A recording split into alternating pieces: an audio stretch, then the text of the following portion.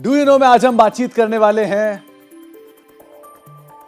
Eicher Motors की। दरअसल कभी अगर आप ताज कोलाबा या आमतौर पे मॉल में घूम रहे होंगे तो आपने एक शॉप देखा होगा या एक आउटलेट देखा होगा गुड अर्थ के नाम से।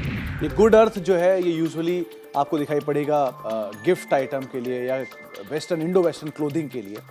दरअसल आइशर मोटर की शुरुआत जब हुई थी तब इस कंपनी का नाम था गुड अर्थ और वहां से कंपनी धीरे धीरे आगे बढ़ना शुरू हुई। आज जो कंपनी के चेयरमैन हैं सिद्धार्थ लाल, उनकी मदर का जो प्रोजेक्ट है उसका नाम है गुड अर्थ और आज भी वो रिटेल आउटलेट्स के तौर पर आप आमतौर पे देखेंगे भी। तो अक्सर मुंबई में, अक्सर किसी हाई प्रोफाइल मार्केट्स में आपको शायद गुड अर्थ के नाम से कुछ प्रोडक्ट बिकते हुए दिखाई पड़े। अब लौटते हैं आइशर मोटर्स के ऊपर। दरअसल आइशर मोटर की शुरुआत 1948 में हुई थी और तब जब ये गुड अर्थ होती थी तब इसका जो कामकाज होता था वो इंपोर्टेड ट्रैक्टर्स को इंपोर्ट करना, उनके पार्ट्स को इंपोर्ट करना, उसे असेंबल करना और उस असेंबल करने के बाद उसको बेचने का काम ये उस समय पर गुड अर्थ का होता था। धीरे धीरे वो गुड अर्थ से आइशर बनी और आइशर से होते हुए आज आइशर मोटर्स आपके सामने है। मेजरली रॉयल एनफील्ड ज़्यादातर प्रोडक्ट आप उसके देखेंगे। लेकिन और इंटरेस्टिंग फैक्ट में एक फैक्ट ये भी है कि 1959 में इस कंपनी ने एक ट्रैक्टर डिवीज़न जो कि जर्मन ट्रैक्टर कंपनी थी, आइशर ट्रैक्टर, उसको मर्ज करने के बाद बनाया और उसके बाद से ट्रैक्टर कारोबार के अंदर प्रोमिनेंटली इंडिया में एक्सपैंड करते हुए दिखाई पड़े।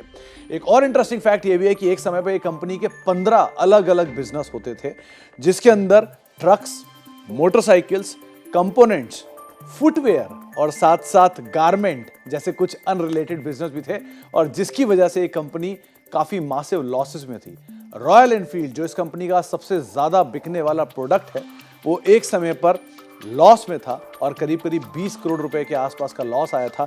और एक इंटरेस्टिंग फैक्ट ये भी है कि सन 2000 में एक ऐसा भी समय आया था जब कंपनी के बोर्ड ने डिसाइड किया था कि वो रॉयल एनफील्ड डिवीज़न को बंद कर देंगे और उस समय पर सिद्धार्थ लाल साहब ने इस कंपनी की कमान संभाली। उन्होंने नॉन रिलेटेड 13 प्रोडक्ट्स को बंद किया और सिर्फ 2 प्रोडक्ट के ऊपर फोकस किया, जिसमें एक था रॉयल एनफील्ड और दूसरा था वॉल्वो आइशर ट्रक्स जिनको आप देखते हैं। इन दोनों पे फोकस करा और मासिवली इस कंपनी के अंदर टर्न अराउंड किया।